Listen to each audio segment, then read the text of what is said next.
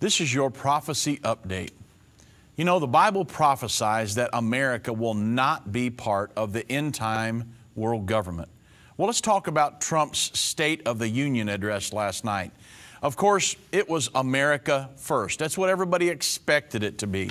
He said, this is our new American moment, breaking away from the ideology of past administrations. He said, together we are rediscovering the American way. In America, we know that faith, family, not government, and bureaucracy are the center of the American life. Our motto is, and I was so proud to hear him say this, in God we trust. And he said, we have also ended the war on American energy, going back to the American first thrust. And we have ended the war on clean coal. We are now an exporter of energy to the world.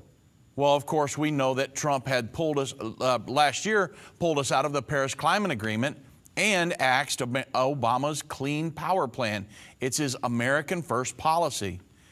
And then he stated that America has also finally turned the page on decades of unfair trade deals that sacrificed our prosperity and shipped away our companies, our jobs, and our nation's wealth. He said, we will work to fix the bad trade deals and negotiate new ones. Well, you also remember that last year Trump pulled us out of the Trans-Pacific Partnership. And then he talked about immigration. He said, here are the 4 pillars of our immigration plan. He said, it's time to reform these outdated immigration rules and finally bring our immigration system into the 21st century. He said, we've got to build a wall. Of course, Trump is against the process of globalization. Globalism is simply the belief that the nation state is now obsolete and that the world must move into a system of global governance.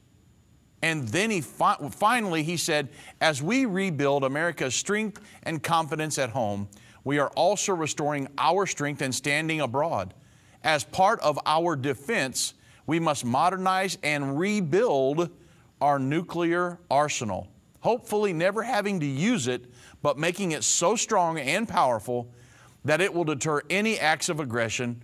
Perhaps someday in the future, there will be a magical moment when the countries of the world will get together and eliminate their nuclear weapons. Unfortunately, we are not there yet.